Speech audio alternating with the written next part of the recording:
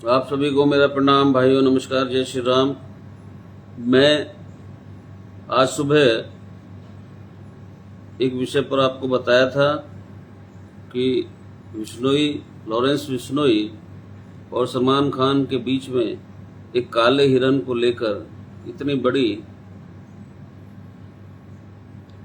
ये जो विवाद है, ये हत्या तक पहुंच जाना, इसकी वजह एक काला हिरन है। तो काले हिरण का लॉरेंस बिश्नोई के साथ में क्या संबंध है, ये सब चीज़ें मैंने आपको बताई थी। बिश्नोई समाज के विषय में बताया था।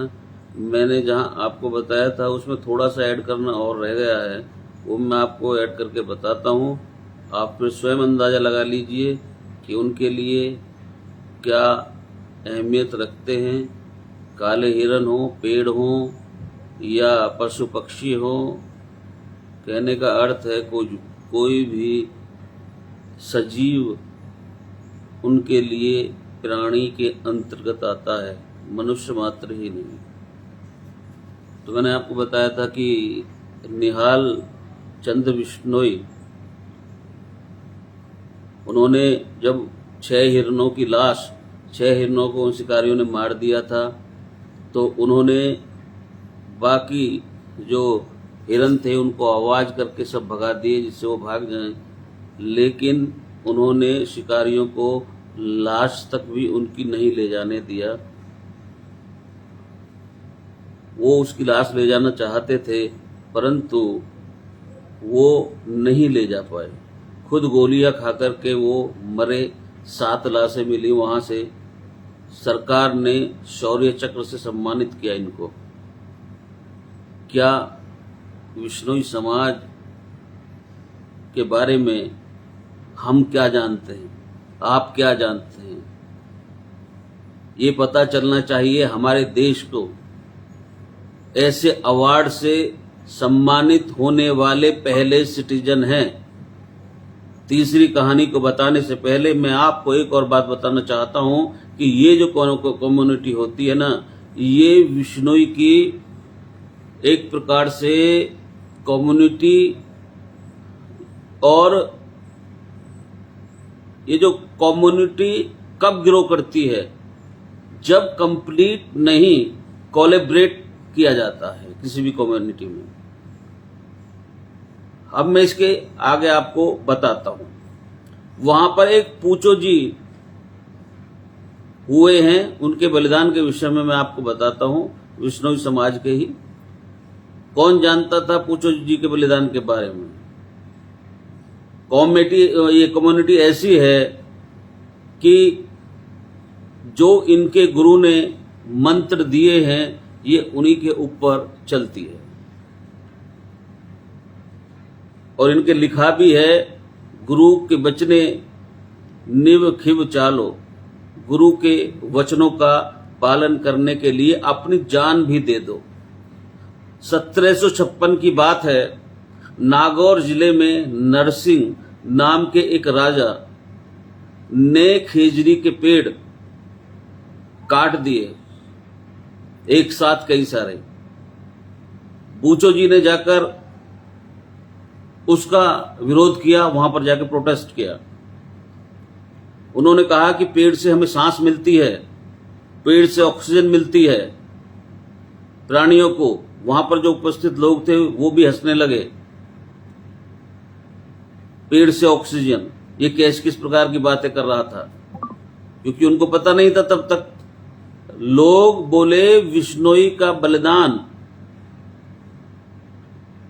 एक कहानियां हैं, ये इस प्रकार नहीं हो सकता कि एक पेड़ के लिए कौन अपनी जान दे सकता है। अपनी जिस प्रकार से बताया गया, बिश्नोई समाज के बारे में जो लोग जानते थे उस समय, वो जब राजा महाराजाओं का ये शासन चल रहा था, तो वो उनका मजाक उड़ाया करते थे कि ऐसा कभी हुआ ही नहीं कि कोई पेड़ काटने के लिए अपनी गर्दन भी कटवा सकता है। ये बिश्नोई समाज है।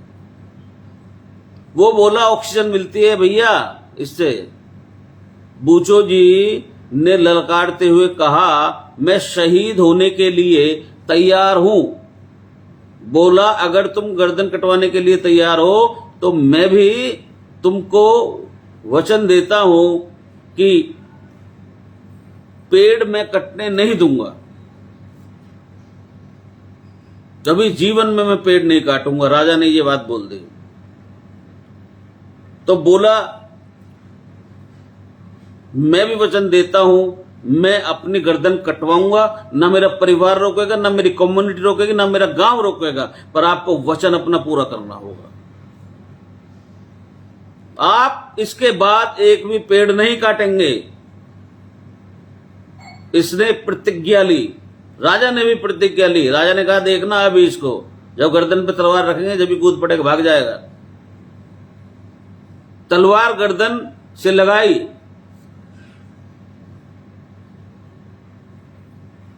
जो राजा सोच रहा था कि ये भाग जाएगा, वो भागे नहीं। वो अपने गुरु का स्मरण करते रहे। वहां पर गुरु जामेश्वर जी का स्मरण कर रहे थे लगातार। बूचो जी ने गर्दन कटवाकर राजा को पेड़ न काटने की कसम खिलवा दी। राजा ने कसम खा ली।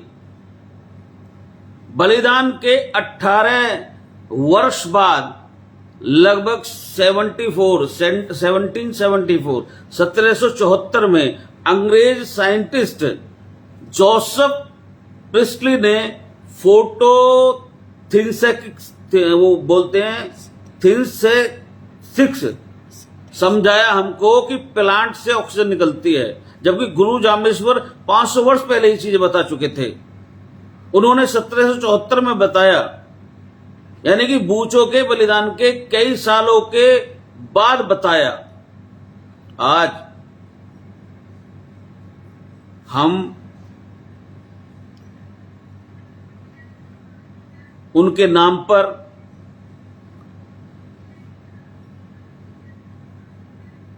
खम्मूराम बिश्नोई के नाम पर the extra ordinary man of India का अवार्ड है। मालूम है क्यों? क्योंकि प्लास्टिक पॉल्यूशन के खिलाफ वो लड़े थे 48 साल लगातार। इसी प्रकार विश्नोई समाज के एक किसान हैं जिनका नाम था अनिल विश्नोई। ये पोचर होता है, पोचर होते हैं ये, जो हिरणों को पकड़ते हैं।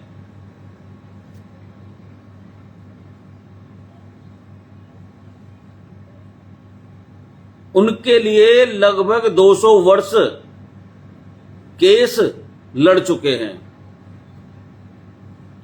अब तक पूरे 30 साल में भारत में 10,000 से ज्यादा ब्लैक बक्स, काले हिरन, जिसकी पूजा करते हैं, हिरन की वहां पर विश्नोई समाज उनको बचाया। इन्होंने राजस्थान के जालौर में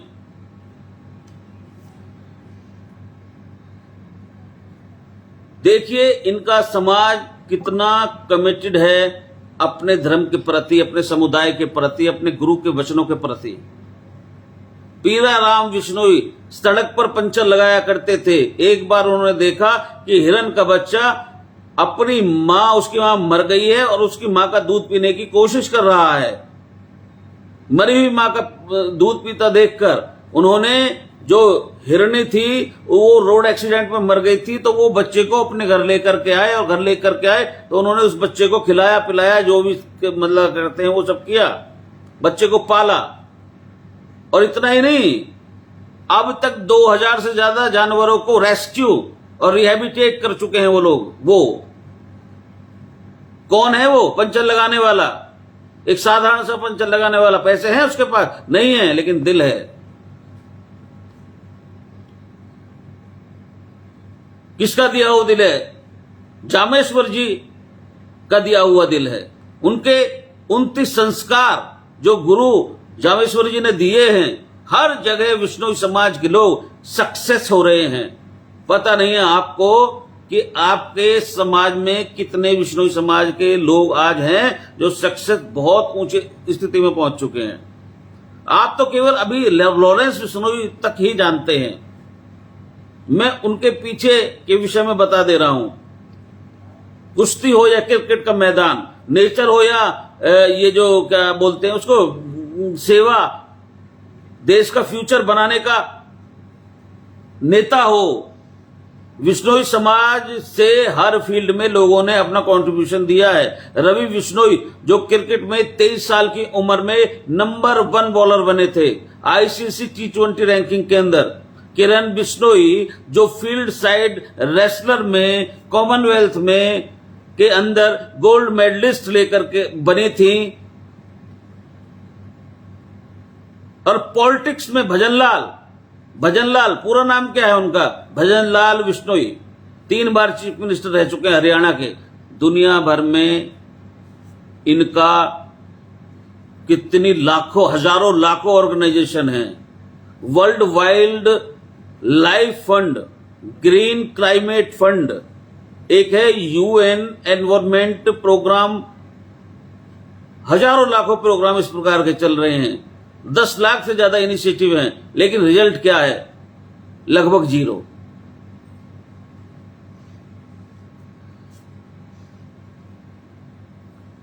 पर्यावरण खत्म होता जा रहा है। आज मैं आपको क्या बताऊं मेरे भारत के लोगों, अगर विश्नोई कम्युनिटी के लोगों को एनवायरमेंट बचाने के लिए ग्लोबल चेयरमैन बना दिया जाए यूनाइटेड नेशन का, तो मैं पूरे विश्वास के साथ कह सकता हूं कि यूनाइटेड नेशन का चेयरमैन यदि इस समाज से बन गया तो दुनिया इतनी बदल जाएगी।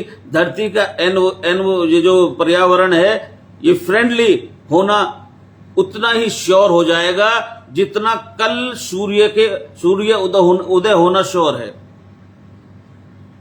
कल का सूरज उगेगा ही उगेगा, और इतना ही श्योर है एनवायरमेंट बचेगा ही बचेगा अगर विश्नोई आगे निकल के आते हैं तो। भाइयों, इस समाज के विषय में जानकारी फैलाइए।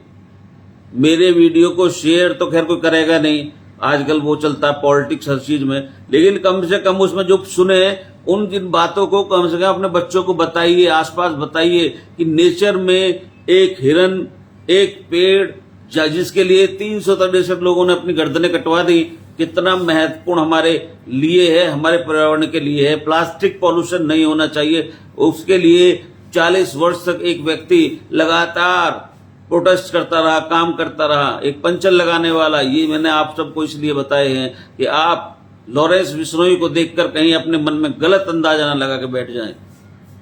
इसीलिए मैंने ये सारे विषयों के बारे में जानकारी लेकर के आपको बताने का प्रयास किया है, और ये बात आपको फैलानी चाहिए, ये बात सबको बतानी चाहिए। हमें इस तरह की, हमें बच्चों को यही संस्कार देने हैं। हमें अपने बच्चों को, अंबानी की शादी बहुत बढ़िया हो रही है, बहुत उसमें हो रही है, हम वहां जाएंगे, हमारा नाम होगा, और ये अभी शत्रुघ्न सिन्हा की बेटी जो है उसने क्या किया है, इस प्रकार के संस्कार नहीं देने। हमें संस्कार अपने बच्चों को ऊंचे संस्कार देने हैं, और विश्नोई समाज के संस्कार अपने आप में बहुत उच्च हैं।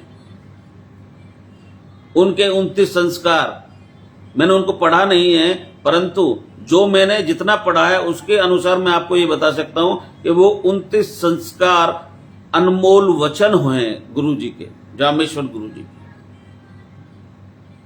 मैं उन संस्कारों के विषय में भी आपको बताऊंगा कि उनका दृष्टिकोण क्या था मनुष्य के जीवन के प्रति, प्रकृति के प्रति।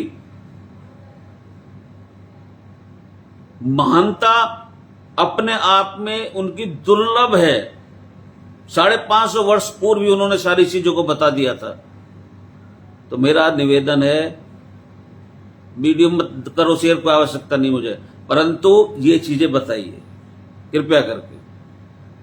ये चीजें बहुत आवश्यक हैं, ये चीजें बहुत छोटी छोटी नजर आती हैं, परंतु इनका परिणाम आगे बढ़कर एक जो इस प्रकार एक बीज से पौधा होता है, पौधे से फिर कितना वृद्ध, यहां तक कि बट वृक्ष तक बन जाता है। इसी प्रकार ये छोटी छोटी चीजें एक बीज के समान हमें दिखाई पड़ते हैं, परंतु एक समय ये भी वट वृक्ष का रूप धारण कर लेती हैं। यदि समाज में कुरीतियां नहीं रोकी गई, आज इतनी कुरीतियां हैं, यदि मैं बोलना शुरू कर दूं तो मुझसे आप सब नाराज हो जाओगे। मैं इसलिए कभी ज्यादा इन विषयों पर ज्यादा बोलता नहीं हूं, क्योंकि आजकल उससे कोई अछूता नहीं है। भाई बताइए, अपने बच्चों को तो कम से कम बताइए। धन्यवाद। जय श्री राम।